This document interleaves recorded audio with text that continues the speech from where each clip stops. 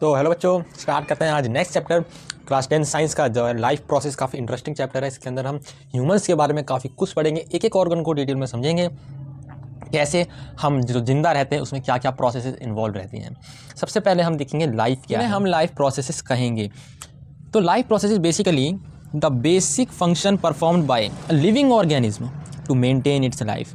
यानी हमें जिंदा रहने के लिए, लाइफ को एग्जिस्ट कराने के लिए जो भी फंक्शंस होते हैं, जैसे डाइजेशन हो गया, रेस्पिरेशन हो गया, सर्कुलेशन हो गया, एक्सक्रीशन हो गया, ये सारे प्रोसेसेस हमारी लाइफ को मेंटेन करते हैं, हमें जीवित रखते हैं। तो इन प्रोसेस को हम कहते हैं लाइफ प्रोसेसेस। तो ये सारे क्या हैं? लाइफ प्रोसेसेस हैं। These processes are necessary for the survival and growth. हमारी ग्रोथ, देखो, अगर हम खाएंगे नहीं, अगर हम न्यूट्रिशन नहीं लेंगे, न्यूट्रिशन से डाइजेशन नहीं होगा, रेस्पिरेशन नहीं होगा, एनर्जी नहीं मिलेगी, मतलब कुछ नहीं होगा, तो हमारी क्या ग्रोथ हो सकती है? बिना कुछ खाए ग्रोथ हो सकती है? अगर हम न्यूट्रिशन ना लें तो क्या ग्रोथ हो सकती है? नहीं होगी। तो ग्रोथ रुक जाएगी। अगर हम कुछ खाएं ना, उससे हमें कुछ एनर्जी नहीं मिलेगी, तो क्या हमारा शरीर काम कर पाएगा? काम नहीं करेगा तो हम एक ना एक दिन मर जाएंगे। तो हमारा सर्वाइवल भी इससे अफेक्ट होता है। ये कुछ ऐसे, ये हमारा पहला लाइफ प्रोसेस है न्यूट्रिशन। न्यूट्रिशन क्या है? आप सुबह उठते हो, खाना खाते हो नहीं खाते? खाते हो ना? तो बस ये हमारा ऑटोट्रॉपिक न्यूट्रिशन, यहाँ पे लिखा है ऑटोट्रॉपिक न्यूट्रिशन और हेट्रोट्रॉपिक न्यूट्रिशन। ऑटो, नाम को तोड़ो भाई। ऑटो मतलब खुद, यानी खुद का खाना खुद बनाए।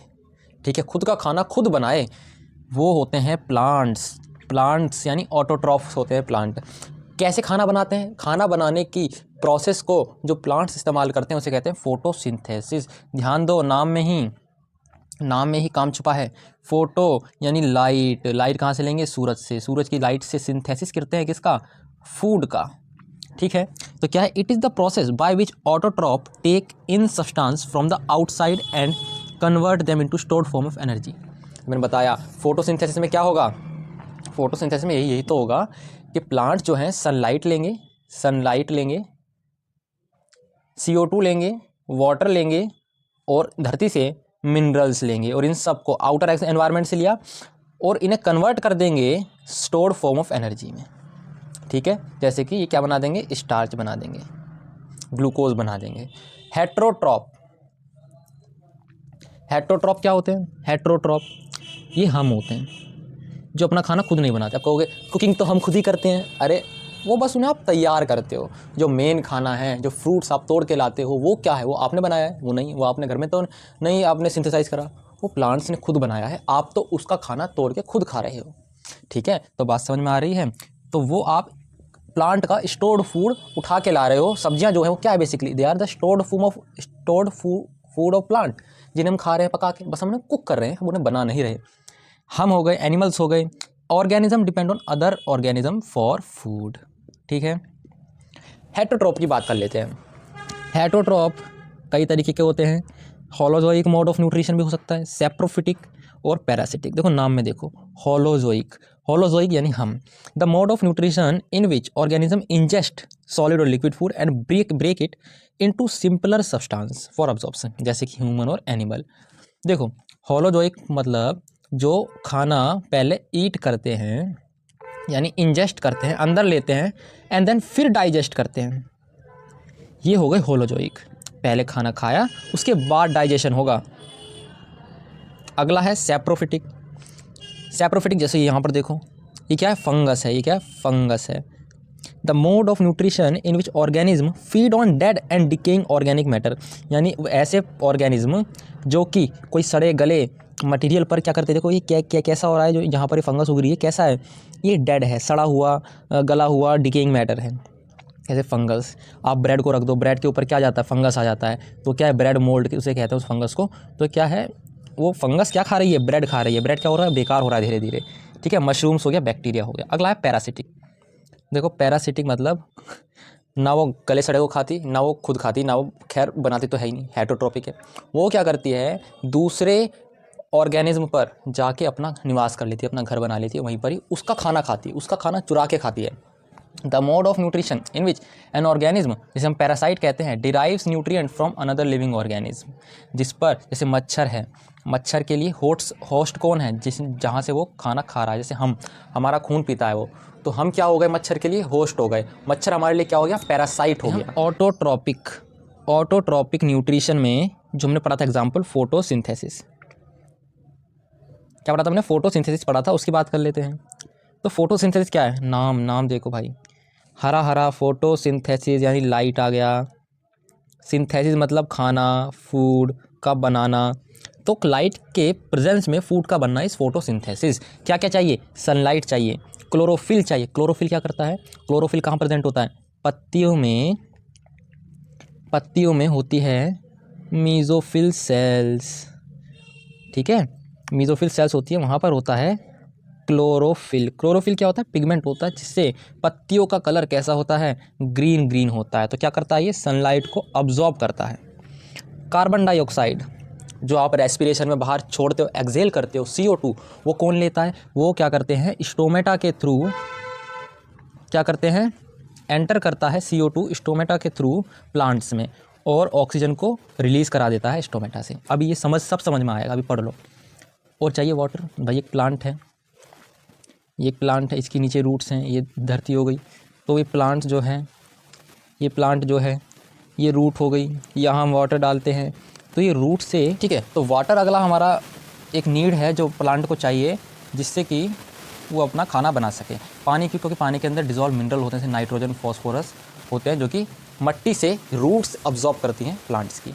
ये केमिकल रिएक्शन है, ये जो है केमिकल रिएक्शन है यहाँ पर किसकी, ये केमिकल रिएक्शन है फोटोसिंथेसिस की। इंपॉर्टेंट है, यहाँ क्या हो रहा है, 6 कार्बन डाइऑक्साइड, देखो CO2 और वाटर मिलकर क्या बना रहे हैं, CO2 और वाटर मिलकर क्या बना रहे हैं, CO2 और वाटर मिलकर बना रहे हैं क्या, CO2 और वाटर मिलकर बना रहे हैं ग्लूकोज C6H12O6, और बाय प्रोडक्ट क्या है, ऑक्सीजन और कुछ वाटर।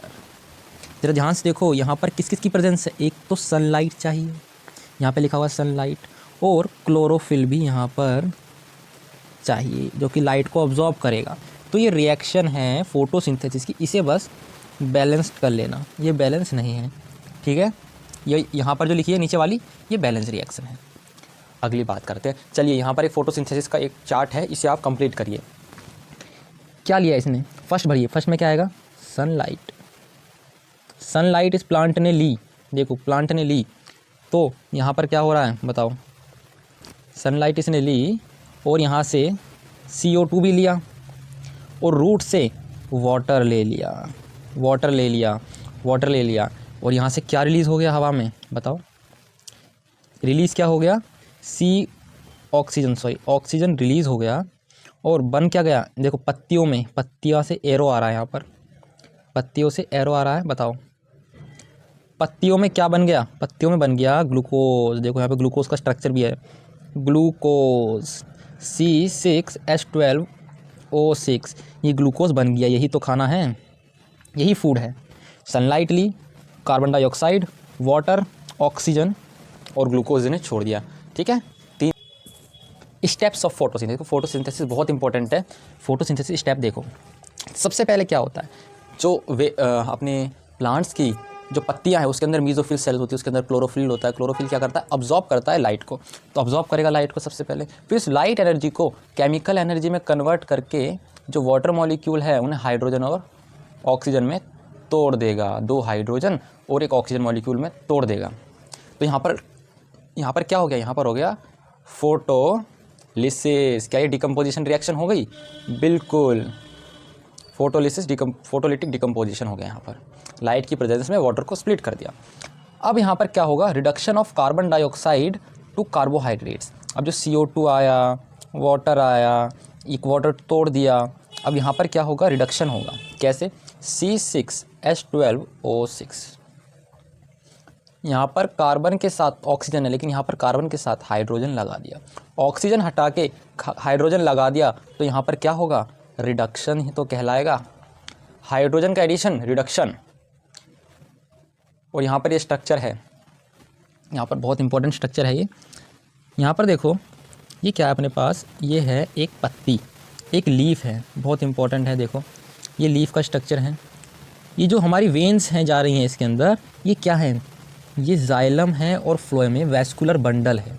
ये बीच की जो देखो एक बीच में ना थिक डंडी होती है लीफ की, बाकी साइड में पतली, तो इस बीच वाले को कहते हैं हम लीफ ब्लेड या लेमिना या लीफ ब्लेड। और बाकी छोटी छोटी जो निकल रही हैं, छोटी निकलने कहते हैं वेन। ठीक है, नीचे वाला आप समझ गए, मैंने बताया मीजोफिल सेल में क्या होता है, क्लोरोप्लास्ट होता है। क्लोरोप्लास्ट भी हमने देख लिया। देखो क्लोरोप्लास्ट ये रहा, सेल्स के अंदर गोल गोल स्ट्रक्चर्स, ये क्या है, ये है क्लोरोप्लास्ट, ये है क्लोरोप्लास्ट। ये क्यूटिकल लेयर है, ये है क्यूटिकल लेयर, ये है एपिडर्मिस। एपिडर्मिस के ऊपर क्यूटिकल लेयर होती है जो कि वाटर के लॉस को बचाती है, इससे वाटर एस्केप ना करे, क्योंकि वाटर किस में काम आएगा, फोटोसिंथेसिस में। यहाँ पर कुछ एयर प्रेजेंट है, इसलिए एयर स्पेसिस यहाँ पे नाम दे दिया। यहाँ पर क्या है, स्टोमेटा, ये लोअर एपिडर्मिस है, ये अपर एपिडर्मिस है। नीचे की तरफ क्या है, स्टोमेटा की भी हम देखेंगे, जिससे कि ट्रांसपिरेशन होता है और एक्सचेंज ऑफ गैसेस होता है। देखिए स्टोमेटा कुछ नहीं है, एक होल है, एक फंक्शनल होल है जो कि गार्ड करता है गेटेड। यहाँ पर क्या होती है, गेटेड एंट्री होती है। ये यहाँ पर इस तरीके से देखो 2 गेट्स हैं, इन्हें हम कहते हैं गार्ड सेल। तो ओपनिंग और क्लोजिंग, ये जब ओपन होता है या क्लोज होता है, ये कौन रेगुलेट करता है, ये रेगुलेट करता है गार्ड सेल। ये बड़े बड़े इन्हें कहते हैं गार्ड सेल। देखो यहाँ पर इस तरीके से, ठीक है, ये गार्ड सेल हो गए। ये है बीच में स्टोमेटा, ये है स्टोमेटल पोर। और यहाँ पर गार्ड सेल के अंदर ये क्या है, क्लोरोप्लास्ट, ये है क्लोरोप्लास्ट। ठीक, यहाँ से जब ये बंद हो जाएगा, ये कुछ बंद हो जाएगा तो ऐसे हो जाएगा, इस तरीके से बंद हो जाएगा, यानी गार्ड सेल श्रिंक कर गई। श्रिंक करेंगी तो ये बंद हो जाएगा। डायलेट करेंगी जब वाटर इनके अंदर कंटेंट भर जाएगा, जब फूल जाएंगी, क्योंकि इनके अंदर वाटर ज़्यादा आ जाएगा गार्ड सेल में, तो ये फूल जाएंगी, स्वेल कर जाएंगी, तो ओपन हो जाएंगी। ठीक है, तो यहाँ से क्या होता है, यहाँ से होता है हमारा एक्सचेंज ऑफ गैस। O2 बाहर जाती है, CO2 अंदर आती है। CO2 अंदर आएगी, फिर उससे फोटोसिंथेसिस होगा, ग्लूकोज बनेगा। ग्लूकोज का जो प्रोडक्ट है, ग्लूकोज फोटोसिंथेसिस का जो प्रोडक्ट है ग्लूकोज और ऑक्सीजन, तो ग्लूकोज तो कंज्यूम हो जाएगा वाटर उसमें प्लांट में, और जो ऑक्सीजन है वो बाहर निकल जाएगा स्टोमेटा के जरिए। तो स्टोमेटा क्या है, tiny pore present on the surface of leaf, gaseous exchange कराता है। ये स्टोमेटा जरूर नहीं केवल लीव्स में हो, ये स्टेम में भी हो सकता है, रूट में भी हो सकता है, लीव्स में तो होता ही होता है। The opening and closing of the pore is functional by guard cell. Opening और क्लोजिंग गार्ड सेल से होती है। हेटेरोट्रॉपिक कोई यूनिसेलुलर ऑर्गेनिज्म कर रहा है तो वो 2 ही हो सकते हैं, जैसे कि आपके कोर्स में है एक पैरामीशियम, एक है अमीबा। पैरामीशियम कैसे करता है, देखो मान लो यहाँ पर कोई खाना आया, ये फूड पार्टिकल है, ये क्या है, इन्हें कहते हैं हम सीलिया। इस पैरामीशियम के पूरे सरफेस पर ये बाल जैसे स्ट्रक्चर्स हैं, क्या है, हेयर लाइक स्ट्रक्चर, जिन्हें सीलिया कहते हैं। ये इसकी मूवमेंट में और फूड को कैच करने में भी हेल्प करता है। तो इन सीलिया के थ्रू ये क्या करेगा, इस फूड को अपने पास लाएगा, और जैसे ही फूड इसके पास आया, ये इस फूड को अपने अंदर ले लेगा और यहाँ पर ये इसे डाइजेस्ट कर लेगा। ठीक है, तो पैरामीशियम का ये हो गया, सीलिया के थ्रू ये फूड को पास लाता है और अंदर एंगल्फ कर लेता है और फिर उसका डाइजेशन कर देता है। अमीबा क्या करता है, फूड पार्टिकल है तो क्या बनाता है, 2 टेम्पररी फुट बनाता है, जिन्हें हम स्यूडोपोडिया कहते हैं। स्यूडो मतलब फॉल्स, पोडिया मतलब पैर। ठीक है, तो इन स्यूडोपोडिया से ये क्या करता है, स्यूडोपोडिया से फूड पार्टिकल को अपने बॉडी के अंदर एंटर करा लेता है। एंटर कराने के बाद यहाँ पे एंट्री हो गई फूड पार्टिकल की। एंट्री कराने के बाद अपने सिस्टम से क्या करता है, ये कई सारे एंजाइम्स छोड़ता है, जिससे कि जो फूड है वो डाइजेस्ट हो जाता है, और जो भी एक्सक्रीशन, जो भी वेस्ट मटेरियल बचता है, उसे यहाँ से बाहर रिलीज़ कर देता है। ये हो गया वेस्ट मटेरियल। इसमें क्या याद रखना है आपको, स्यूडोपोडिया बहुत इंपॉर्टेंट है। अब मल्टी सेलुलर ऑर्गेनिज्म, अब यहाँ से हम सारा मल्टी सेलुलर ऑर्गेनिज्म के बारे में पढ़ेंगे। पहला हमने न्यूट्रिशन पढ़ लिया, न्यूट्रिशन अब हम पढ़ रहे हैं ऑटोट्रॉफिक का हमने कंप्लीट खत्म कर लिया, यूनिसेलुलर न्यूट्रिशन हमने देख लिया, अमीबा और पैरामीशियम। अब हम बात करेंगे ह्यूमन बीइंग। एक एग्जांपल है मल्टी सेलुलर ऑर्गेनिज्म का। तो यहाँ डाइजेशन, मल्टी सेलुलर ऑर्गेनिज्म जैसे ह्यूमन बीइंग में जो स्टेप हैं वो कैसा है, न्यूट्रिशन का स्टेप कैसा है, हम पहले इंजेस्ट करते हैं, उसके बाद डाइजेस्ट करते हैं, फिर अब्जॉर्ब करते हैं, फिर एसिमिलेशन करते हैं, फिर इजेशन करते हैं। क्या मतलब हुआ, कुछ समझ नहीं आया, कुछ समझ नहीं, अरे समझो। इंजेशन यानी इन कर लिया फूड को, आउटर एनवायरनमेंट से अपने अंदर डाला, अपने खा लिया आपने खाना, उसके बाद उस खाने का स्टमक में जाके अपने डाइजेस्टिव सिस्टम में जाके क्या होगा, डाइजेशन होगा। उसके बाद जो उससे न्यूट्रिएंट्स मिले आपको, प्रोटीन मिला, फैट्स के मॉलिक्यूल्स मिले, अमीनो एसिड मिले, लिपिड्स मिले, आपको ग्लूकोज मिला, वो क्या होगा, हमारे ब्लड वेसल्स में अब्जॉर्ब होगा। ब्लड वेसल्स में अब्जॉर्ब होगा, उस फूड को हम एनर्जी बनाने में इस्तेमाल करेंगे, तो फूड का हमने यूटिलाइजेशन करा तो हो गया एसिमिलेशन। अब जो फूड बच गया वो क्या होगा, हम बाहर फेंक देते हैं एक्सक्रीशन के थ्रू। जो आप सुबह सुबह क्रिया करते हो वॉशरूम में बैठकर अच्छे से एकदम रिलैक्स होके, उसे कहते हैं हम इजेशन करना। वेस्ट मटेरियल जो अनडाइजेस्टेड फूड है उसे हमने बाहर फेंक दिया। तो यहाँ पर एक बढ़िया सा आपकी एनसीईआरटी का ये चित्रकला है जिसमें आपको दिखा रखा है ह्यूमन, ये हमारी टंग है, ये बक्कल कैविटी पूरी, इस पूरे सिस्टम को हम कहते हैं एलिमेंट्री कनाल। एलिमेंट्री कनाल में क्या क्या चीज़ें आती हैं, एलिमेंट्री कनाल में आपका आता है ये सब, बक्कल कैविटी, इसोफेगस, आपका stomach, small intestine, large intestine और एनस। ये सारी चीज़ें आपकी इंटर गैस्ट्रिक एलिमेंट्री कनाल, जिसे हम कहते हैं एलिमेंट्री कनाल में आती हैं। यहाँ पर कुछ सपोर्टिंग ग्लैंड्स भी होती हैं जिनसे कुछ एंजाइम्स रिलीज़ होते हैं, कुछ जूसेस रिलीज़ होते हैं जो हमारे डाइजेशन को और स्ट्रॉन्ग बना देती है, जिससे और ईजियर पड़ता है। जैसे कि लीवर क्या है, सबसे बड़ा वो है ऑर्गन और एक ग्लैंड भी है। तो लीवर क्या करता है, बाइल जूस सिक्रेट करता है। यहाँ पर देखो बाइल डक्ट है जिससे कि बाइल जूस स्टमक में जाता है। गॉल ब्लैडर जो बाइल जूस को स्टोर करता है, यहाँ से पैनक्रियाज है, पैनक्रियाटिक जूस बनाता है। ठीक है, तो ये कुछ सपोर्टिव ग्लैंड्स हैं हमारे डाइजेस्टिव सिस्टम के, जो कि हेल्प करता है हमें डाइजेशन में। अगला बात करते हैं पूरी चीज़ किस तरीके से डाइजेशन होता है। देखते हैं डाइजेशन के स्टेप। जैसे आपने खाना खाया, आपके माउथ में सलाइवरी ग्लैंड्स होती हैं, वो सलाइवरी ग्लैंड्स सलाइवा सिक्रेट करती हैं और म्यूकस सिक्रेट करती हैं। तो सलाइवरी अमाइलेज जो हमारा सलाइवा होता है, उसके अंदर एक एंजाइम होता है जिसे कहते हैं हम सलाइवरी अमाइलेज। ये एंजाइम क्या करता है, स्टार्च को शुगर में कन्वर्ट कर देता है, हमारे माउथ में, यानी माउथ से हमारा डाइजेशन स्टार्ट हो जाता है। नेक्स्ट हम देखें तो नेक्स्ट है इसोफेगस। देखो माउथ में हमारा हो गया, अब हम जाएंगे इसोफेगस में, इस ट्यूब में, जिसे हम फूड पाइप भी कहते हैं। तो इसोफेगस में क्या होता है, taking food from mouth to stomach by peristaltic movement. ये आपका इसोफेगस है। तो यहाँ से फूड आया तो यहाँ पर क्या होगा, कॉन्ट्रैक्ट होगा, यहाँ पर कॉन्ट्रैक्शन होगा तो फूड कहाँ जाएगा, नीचे जाएगा, तो ऊपर रिलैक्स हो जाएगा। फिर नीचे कॉन्ट्रैक्ट होगा, यहाँ पर फूड आया ना, तो यहाँ पर कॉन्ट्रैक्शन होगा, ये फूड नीचे चला जाएगा, तो यहाँ पर रिलैक्सेशन हो जाएगा ऊपर। फिर यहाँ पर कॉन्ट्रैक्शन होगा, यानी कॉन्ट्रैक्शन रिलैक्सेशन से क्या होगा, फूड नीचे जाएगा स्टमक तक। इस मूवमेंट को हम कहते हैं पेरिस्टाल्टिक मूवमेंट। ठीक है, contraction and expansion of muscles of the oesophagus, जिससे कि मूवमेंट ऑफ फूड ईजी हो जाता है। स्टमक में अब हमारा खाना चला गया, माउथ से इसोफेगस, इसोफेगस से स्टमक हमारा खाना गया, तो स्टमक हमारा गैस्ट्रिक ग्लैंड्स होती है हमारे स्टमक में। ये हमारी जो वॉल है स्टमक की, यहाँ पर क्या होता है, गैस्ट्रिक ग्लैंड्स होती हैं। क्या होती है, गैस्ट्रिक ग्लैंड्स होती हैं, जिससे कि डाइजेस्टिव जूसेस हमारे फूड को डाइजेस्ट करते हैं, जिन्हें हम गैस्ट्रिक जूसेस कहते हैं। उसमें क्या क्या आता है, वो उन गैस्ट्रिक जूसेस को हम कहते हैं पेप्सिन, हाइड्रोक्लोरिक एसिड और म्यूकस। एक एक का काम सुनिए। पेप्सिन, पी आ रहा है, पी से क्या हो गया, प्रोटीन, यानी जो भी आपके खाने में प्रोटीन है वो एंजाइम पेप्सिन क्या करेगा, उस प्रोटीन को तोड़ेगा और सिंपल फॉर्म में लाएगा। ठीक है, ये क्या करेगा, break down the protein. HCl, hydrochloric acid. Pepsin को काम करने के लिए, देखो पेप्सिन को काम करने के लिए एसिडिक मीडियम चाहिए। देखो पेप्सिन से याद रखो पेप्सी, पेप्सी कैसी होती है, एसिडिक होती है ना, एसिडिक। तो पेप्सिन एंजाइम को काम करने के लिए एसिडिक मीडियम चाहिए।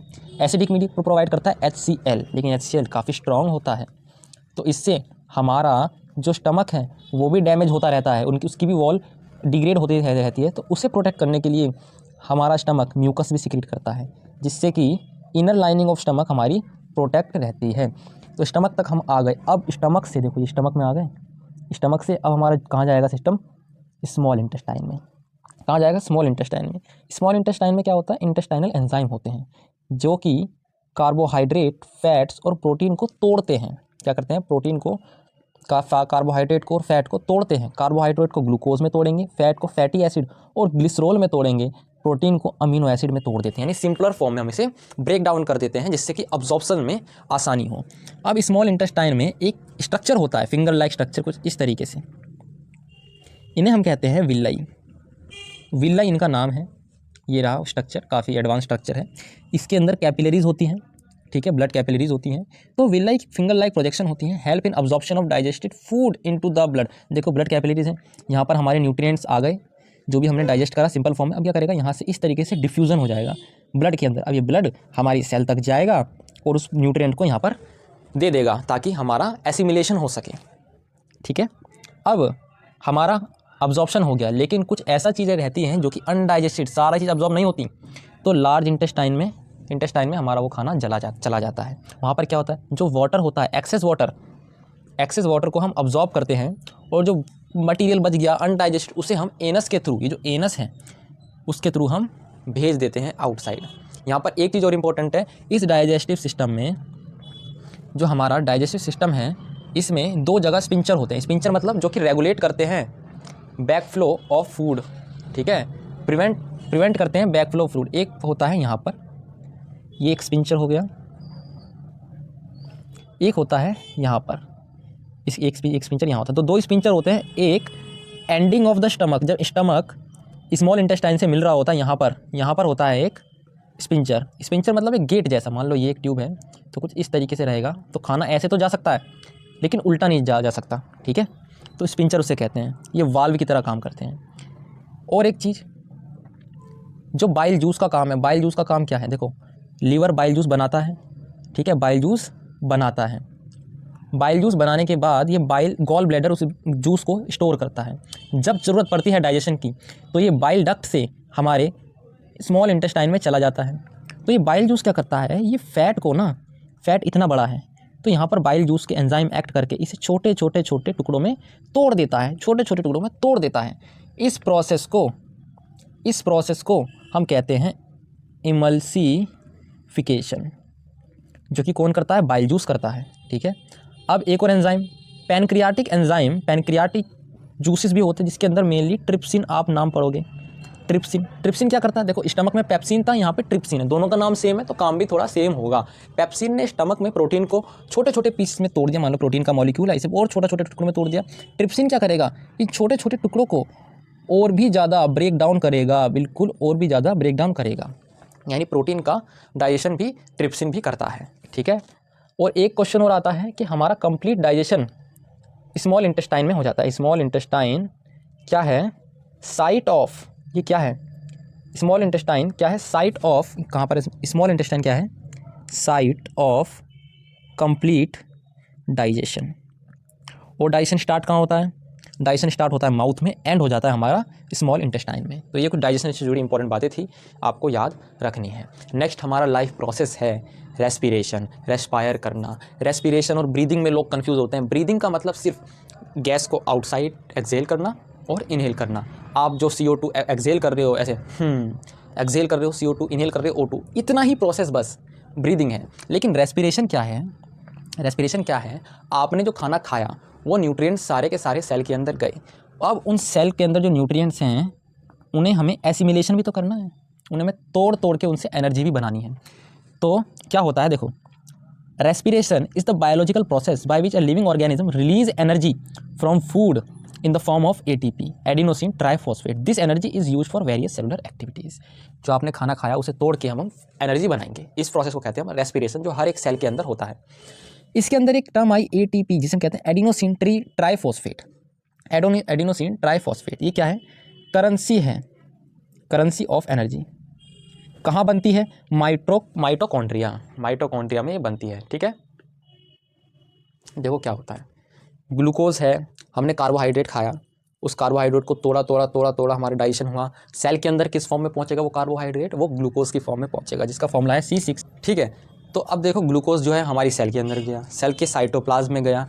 अब ये ग्लूकोज रेस्पिरेशन के जरिए टूट जाएगा 3 कार्बन के पायरुविक एसिड में और एनर्जी हमारे पास आ जाएगी। एनर्जी हमें मिल गई। एनर्जी कितनी मिली? 8 ATP, ये याद रखना, 8 ATP मिल गई। अब ये जो पायरुविक एसिड है इसे हम और तोड़ेंगे, इसे अभी हम और तोड़ेंगे। अब 3 चीज़ हो सकती हैं, या तो हमारे पास ऑक्सीजन प्रेजेंट हो या ऑक्सीजन प्रेजेंट ना हो। देखो तो क्या होता है, अगर हमारे पास ऑक्सीजन प्रेजेंट नहीं है, ये बहुत इंपॉर्टेंट है, इस फ्लो चार्ट को बिल्कुल याद कर लेना, अक्सर पूछा जाता है।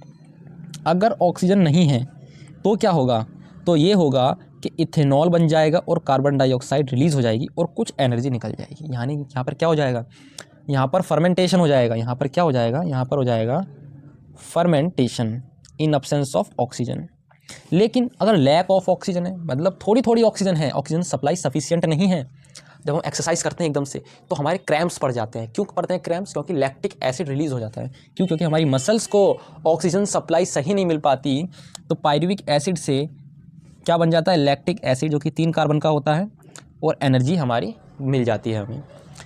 इथेनॉल 2 कार्बन का होता है, ध्यान रखना, 1 कार्बन CO2 में चला गया, तो बेसिकली 3 कार्बन कंजर्व ही रहने। पायरुविक एसिड में 3 कार्बन, तो यहाँ पर भी 3 कार्बन होंगे मिला के। पायरुविक एसिड में 3 कार्बन, यहाँ पर भी 3 कार्बन का लैक्टिक एसिड बन गया। अब ऑक्सीजन अगर प्रेजेंट है तो सिंपल सेल के माइटोकॉन्ड्रिया में जाएगा और वहाँ पर वो पूरी एनर्जी बना देगा। 30 ATP बनेगी। देखो 30 ATP, यहाँ पर एनर्जी कम बन रही है, यहाँ पर एनर्जी कम बन रही है, यहाँ पर 30 ATP बनी। यानी टोटल अगर हम बात करें रेस्पिरेशन में, अगर सही से प्रेजेंस ऑफ ऑक्सीजन में हो रहा है तो टोटल 38 ATP हमारे रेस्पिरेशन प्रोसेस में बनती है, एक ग्लूकोज मॉलिक्यूल से। CO2 और वाटर तो प्रोडक्ट है ही हैं, ठीक है। ये काफ़ी सिंपल था, इसे आप याद कर लीजिए। इस स्ट्रक्चर में देखो, नेज़ल पैसेज है, ये माउथ है, ये नेज़ल पैसेज है, ये फेरिंग्स है। फेरिंग्स वो हिस्सा होता है जहाँ पर विंड पाइप और फूड पाइप मिलते हैं, दोनों जहाँ मिलते हैं उसे हम कहते हैं फेरिंग्स। लैरिंग्स क्या होता है? लैरिंग्स आपका होता है वोकल कॉर्ड्स, जहाँ से आपकी आवाज़ निकलती है। ये आपका विंड पाइप, जिसे ट्रैकिया कहते हैं। ट्रैकिया फर्दर डिवाइड होता है, फर्दर डिवाइड हुई, जिसे हम कहते हैं ब्रोंकाई। ब्रोंकाई और आगे डिवाइड हुई, जिसे हम ब्रोंकियोल्स कहते हैं, और बाद में आता है एल्वियोलर सैक, ठीक है। ये देखो, ये हमारा एल्वियोलाई कहता है बलून लाइक होता है, ये बलून लाइक। ये हमारा ब्रोंकियोल्स हो गए, जो कि और छोटे होते हैं।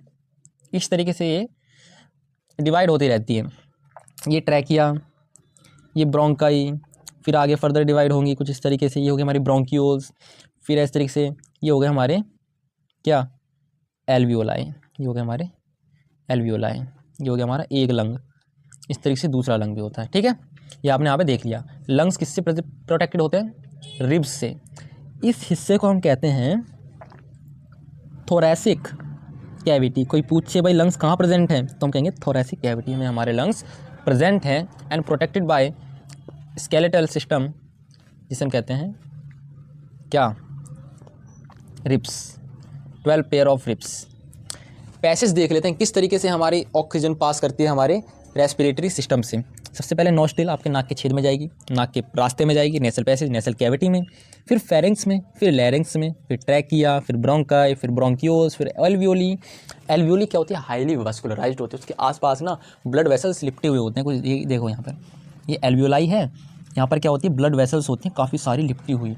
तो यहाँ पर क्या होता है? एल्वियोलाई से डिफ्यूज़न के थ्रू ऑक्सीजन और CO2 का एक्सचेंज हो जाता है ब्लड कैपिलरीज से, ठीक है। देखो, air rich in oxygen enter in bloods through blood vessels, oxygen bind with haemoglobin in RBC, oxygen release in tissue, glucose break down हो जाता है। देखो क्या क्या कहना चाह रहा है ये। यहाँ पर हवा आई एल्वियोलाई में, जिसमें ऑक्सीजन ज़्यादा था, लेकिन ब्लड में ऑक्सीजन कम था, तो डिफ्यूज़न के थ्रू यहाँ पर ये ऑक्सीजन ब्लड में चला गया, और ब्लड में CO2 ज़्यादा था, CO2 बाहर हो गया, CO2 यहाँ से बाहर निकल जाएगा। अब ये ऑक्सीजन जो है यहाँ से ब्लड में क्या होती है? RBC में हीमोग्लोबिन होता है, हीमोग्लोबिन के साथ ऑक्सीजन जुड़ के ये ट्रांसपोर्ट हो जाएगा हमारी सेल्स तक। हीमोग्लोबिन के साथ क्या जुड़ा हुआ था? ऑक्सीजन। जैसे ही वो सेल के पास गया तो सेल ने रो कर कहा, भाई मेरे पास तो CO2 ज़्यादा है, तेरे पास ऑक्सीजन है। तो हीमोग्लोबिन बोलता है, अरे तू रो क्यों रही है, मैं तेरे को ही तो ऑक्सीजन देने आया हूँ। ऑक्सीजन इसे दे देता है और CO2 हीमोग्लोबिन के साथ मिल जाता है और यहाँ पे पहुँचता है ब्लड कैपिलरीज में एल्वियोली के पास, और ये CO2 इस तरीके से आउट हो जाता है, ठीक है। ये ट्रांसपोर्टेशन हो गया। देखो यहाँ पे लिखा है CO2 from tissues released in blood and get dissolved, carried through blood vessels, released in alveolar sac and send out through the nostrils. अब ब्रीदिंग में हमारे दो प्रोसेस होते हैं, इनहेलेशन और एक्सहेलेशन। देखो कैसे काम करते हैं, कुछ यहाँ पर क्या है उनका डिफरेंस है। इनहेलेशन यानी ड्यूरिंग इनहेलेशन थोरेसिक कैविटी यानी चेस्ट कैविटी एक्सपैंड होती है। ज़रा एक बार फिर से अभी मेरे साथ करके देखो, सांस अंदर लो, क्या हुआ, आप फूल गए, आपकी चेस्ट फूल गई, तो क्या होगा, थोरेसिक कैविटी एक्सपैंड हो जाएगी। रिब्स लिफ्ट अप, आपकी जो पसलियां हैं, रिब्स है, जो आपकी रिब्स हैं वो ऊपर उठ जाती हैं, lift up. Diaphragm become flat in shape, हमने देखा जो यहाँ पे डायफ्राम होता है वो क्या हो जाता है, फ्लैट हो जाता है, डायफ्राम फ्लैट हो जाता है। Volume of lung increases and air enter in the lungs, हम सांस क्यों ले रहे हैं, इनहेल क्यों कर रहे हैं, ताकि हमारे सांस कहाँ भर जाए, ऑक्सीजन कहाँ भर जाए, एयर कहाँ भर जाए, हमारी लंग्स में, और लंग्स का वॉल्यूम इंक्रीज हो जाता है इनहेलेशन में। एक्सहेलेशन में क्या होता है, हम सांस बाहर छोड़ रहे हैं, जरा छोड़ के देखो एक बार, प्रैक्टिकल करो सारी चीज़ें। थोरेसिक कैविटी कॉन्ट्रैक्ट्स, मैंने छोड़ी सांस, देखो सिकुड़ गई हमारी thoracic cavity, chest cavity contract हो गई। रिब्स मूव डाउनवर्ड, देखो जब उठी थी, जब हमने इनहेल करा था, अब हमने क्या करा, एक्सहेल करा, तो लिफ्ट जो हमारी रिब्स हैं वो नीचे झुक गई।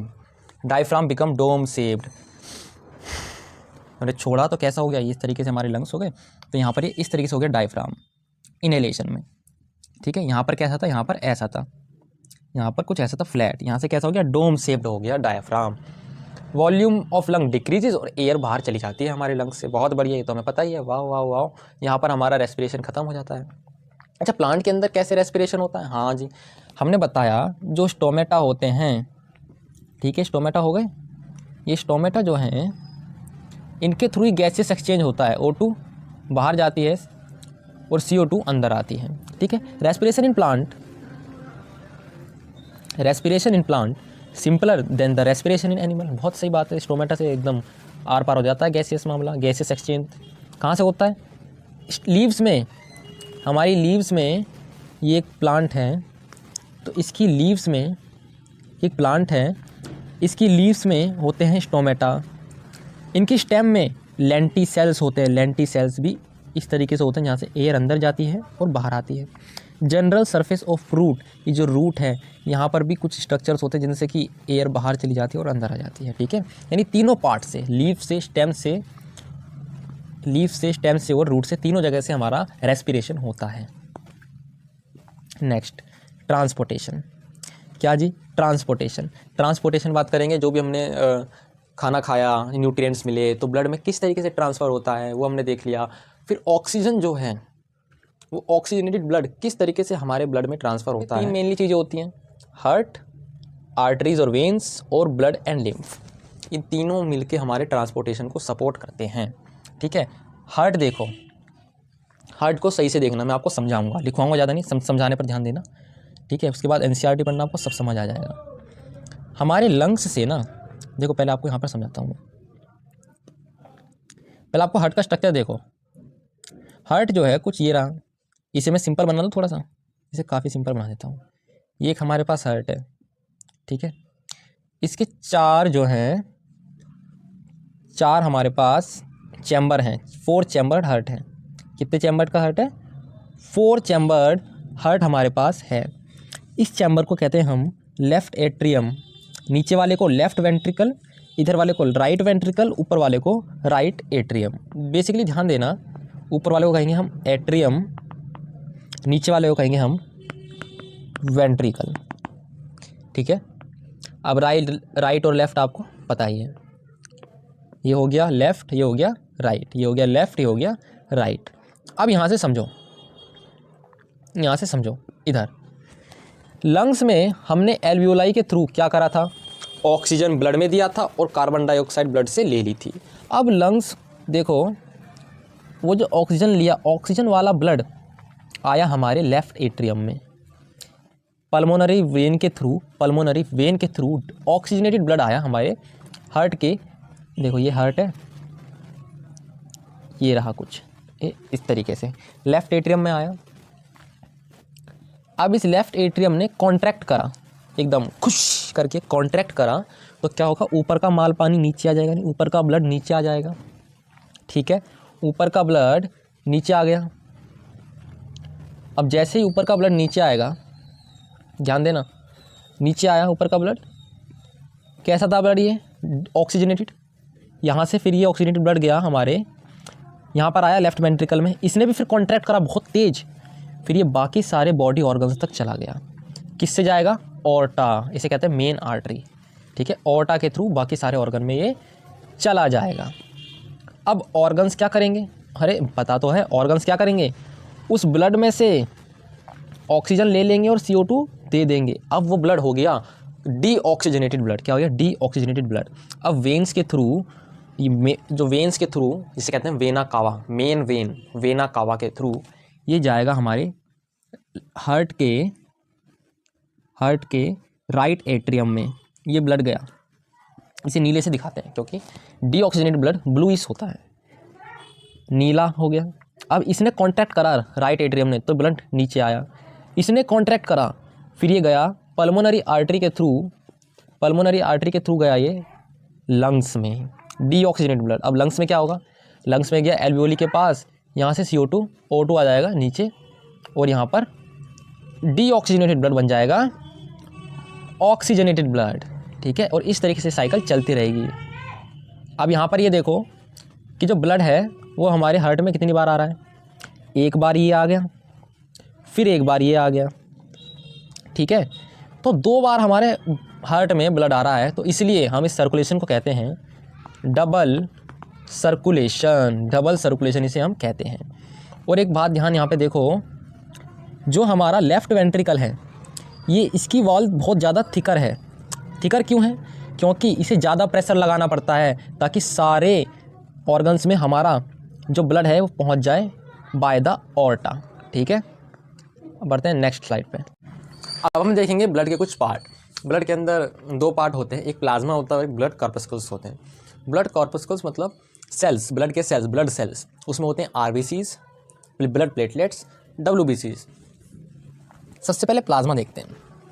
प्लाज्मा क्या है? एक फ्लूइडी पार्ट है जो कि मेनली 90% वाटर से है और 10% हमारे ऑर्गेनिक सब्सटेंस हैं, जैसे कि प्रोटीन, एल्ब्यूमिन, ग्लोब्यूलिन। प्रोटीन्स हैं ये, एल्ब्यूमिन और ग्लोब्यूलिन प्रोटीन है। इनऑर्गेनिक सब्सटेंस होते हैं जैसे मिनरल्स और आयंस। बाकी इसमें कोई सेल्स वगैरह नहीं होती, ये एक फ्लूइडी पार्ट होता है। प्लाज्मा के अंदर कुछ एंटीबॉडीज़ भी होती हैं। अगला है ब्लड कॉर्पस्कल्स यानी ब्लड सेल्स में आता है पहला RBC, रेड ब्लड सेल्स। ये कैसी होती है? इस तरीके से, ये देखो यहाँ पर डोनट शेप्ड होती हैं ये ऑक्सीजन और CO2 को कैरी करती है। इसके अंदर क्या होता है?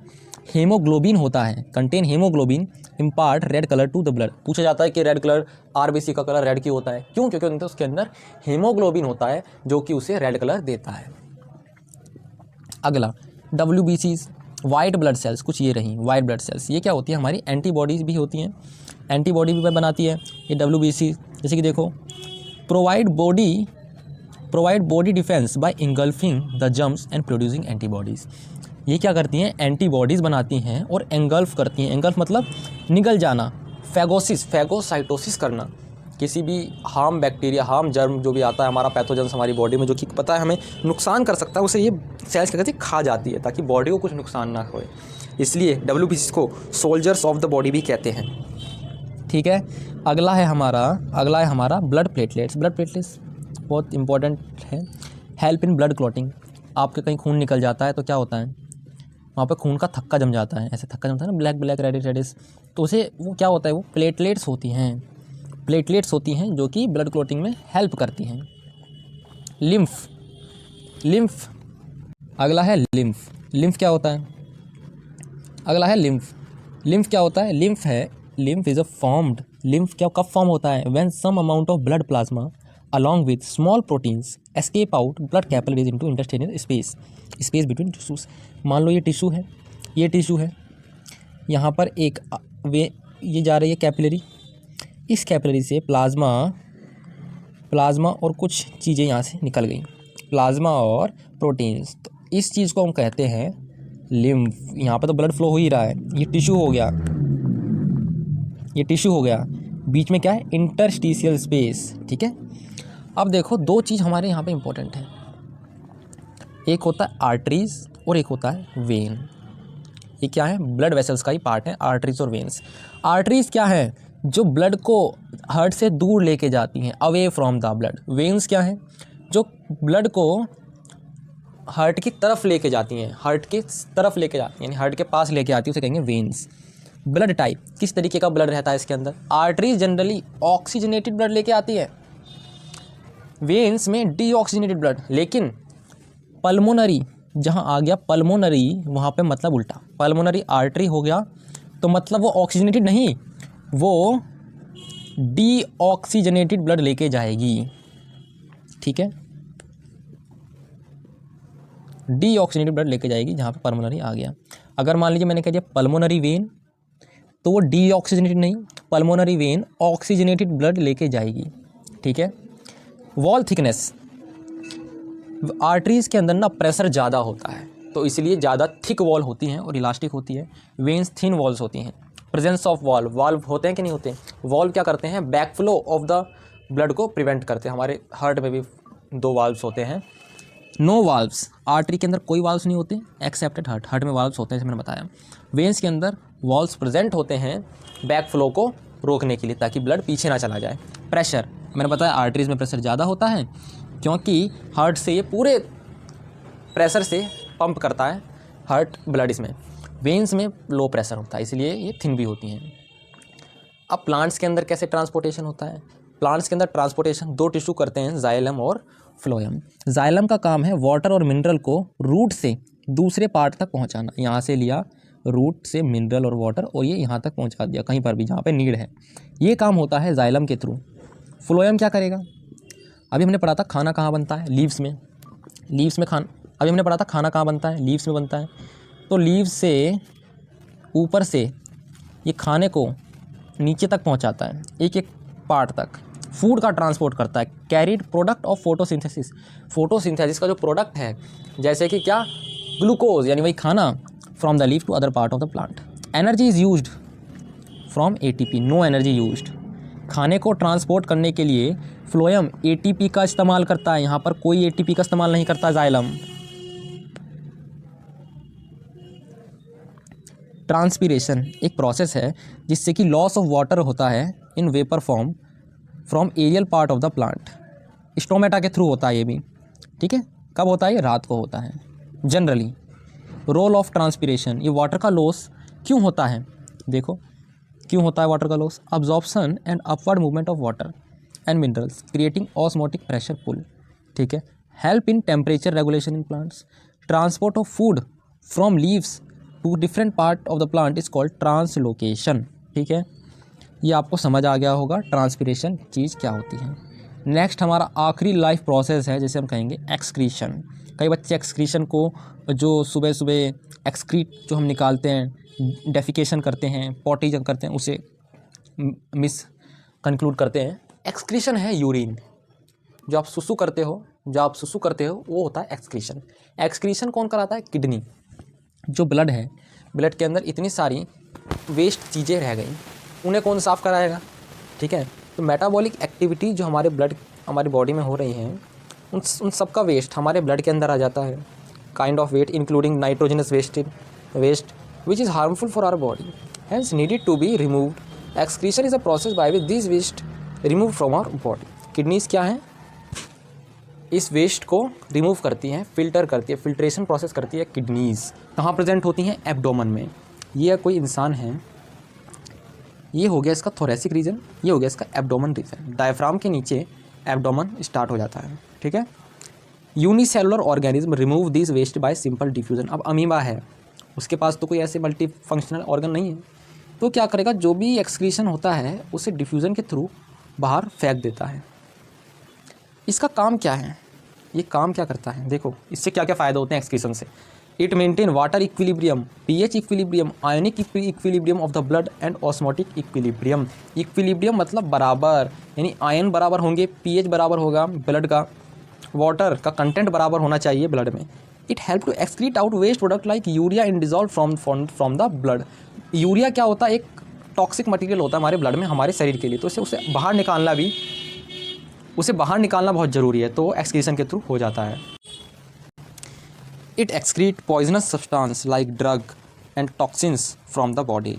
कुछ मान लिया आपने गलत चीज़ खा ली, तो वो डाइजेस्ट होकर ब्लड में पहुंच जाएगी। अब ब्लड को साफ कौन करेगा, तो वही काम एक किडनीज करती हैं। It regulate blood pressure by controlling the fluid balance in the body. Blood pressure भी ये कंट्रोल करता है। अब इसका जो फंक्शनल पार्ट है वो है नेफ्रॉन, इसे हम कहते हैं नेफ्रॉन।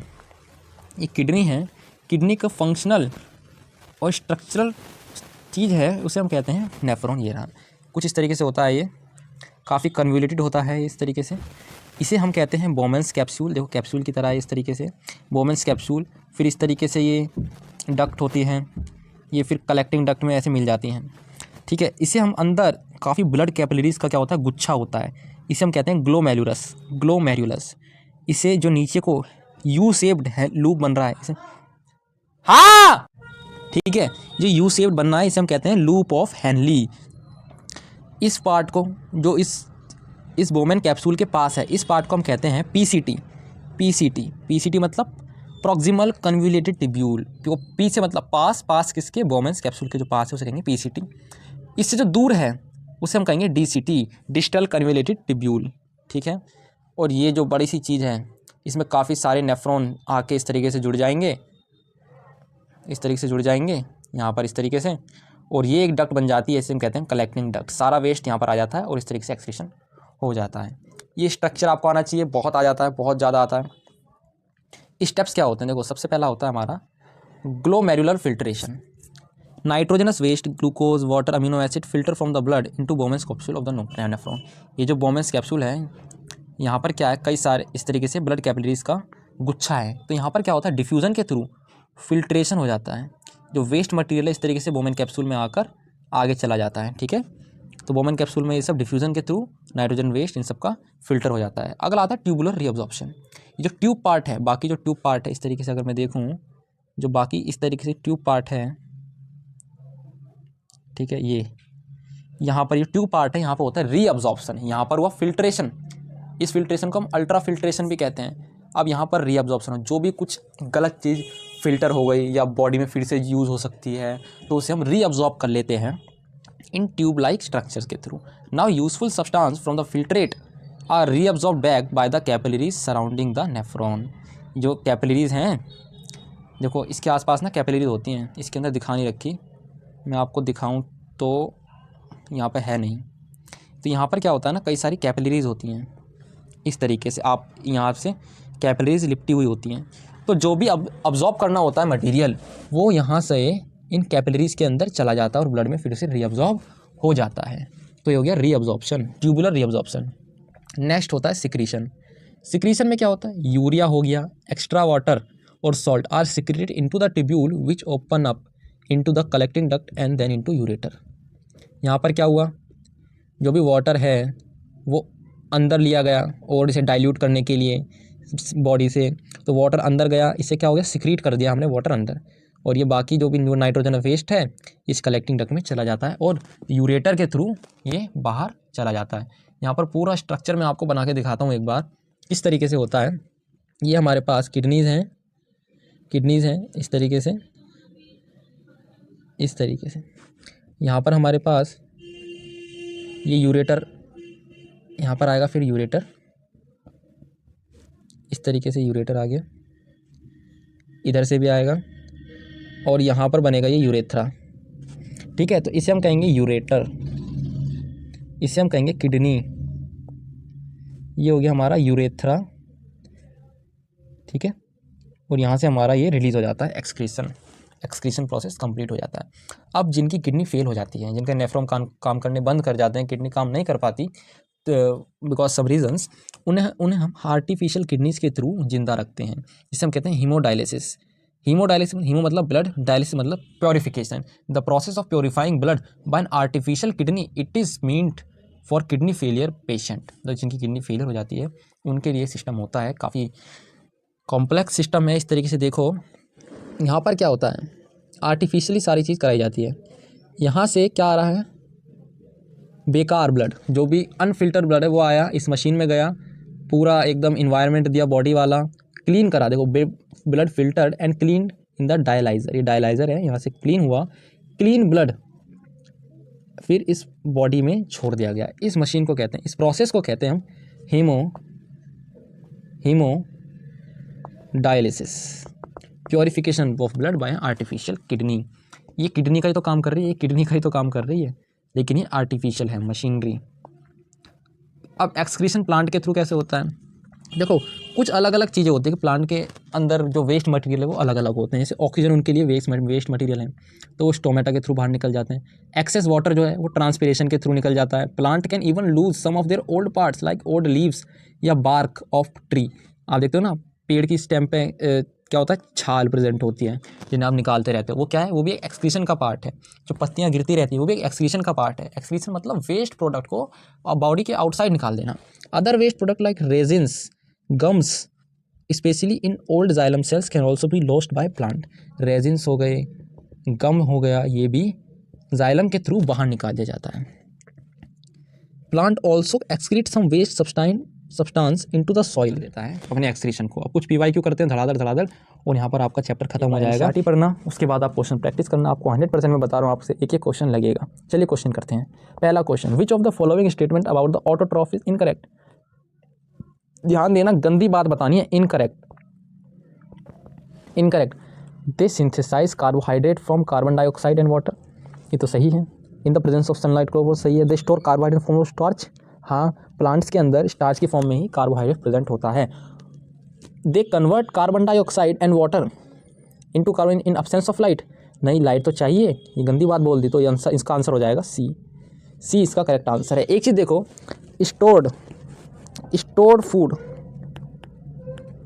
फूड प्लांट के अंदर होता है स्टार्च, और एनिमल के अंदर, हमारे अंदर कुत्ता, बिल्ली, सूअर, बकरा, भेड़, मछली, इन सब में होता है ग्लाइकोजन। ठीक है, क्या होता है? ग्लाइकोजन। ये ग्लाइकोजन की फॉर्म में हम लोग खाने को स्टोर करते हैं, और पेड़ पौधे स्टार्च की फॉर्म में। यहाँ से ये एक और टिप निकल गई, एक पॉइंट। अगला, if salivary amylase is lacking in the saliva which of the following events in mouth activity will be affected. मतलब अगर सलाइवरी अमाइलेज नहीं है सलाइवा में, तो क्या चीज़ नहीं होगी हमारे माउथ में? जल्दी बताओ, बहुत आसान है। प्रोटीन ब्रेकिंग, अरे प्रोटीन तो ब्रेक नहीं होता। Starch breaking to down in sugar. हाँ, फिर अगर सलाइवरी अमाइलेज नहीं हुआ तो स्टार्च शुगर में कन्वर्ट ही नहीं होगा, ये प्रोसेस होगा ही नहीं। ठीक है। In which part of the sugar, in which part of the, cut here and remove, दोबारा से करना। देखो अगला, in which part of the alimentary canal food is finally digested. मैंने बताया था कंप्लीट डाइजेशन कहाँ हो जाता है? Small intestine. तो D is correct option. Next question, lack of oxygen in muscle often lead to cramps आ जाते हैं। तो ये किसकी वजह से होता है? मैंने बताया लैक्टिक एसिड बन जाता है। क्या बन जाता है? Lactic acid. बताओ कहाँ है option? Lactic acid, conversion of pyruvate to lactic, ये है आंसर, ऑप्शन डी। अगला, during deficiency of oxygen of human beings pyruvic acid is converted into lactic acid in. Pyruvic acid lactic acid में convert होता है कहाँ पर? देखो, ये सारा जो रेस्पिरेशन का प्रोसेस है ये साइटोप्लाज्म में होता है। ये साइटोप्लाज्म में होता है जब अब्सेंस ऑफ ऑक्सीजन होती है तब। नहीं तो अगर ऑक्सीजन की प्रेजेंस है तो माइटोकॉन्ड्रिया में जाता है। ठीक है, लेकिन लैक्टिक एसिड बन रहा है तो साइटोप्लाज्म में ही हो रहा है। अगला, the internal energy reserve in autotroph is, यानी किस तरीके से एनर्जी को स्टोर करते हैं? In the form of starch. Starch की फॉर्म में वो एनर्जी को स्टोर करते हैं, मैंने आपको अभी बताया है।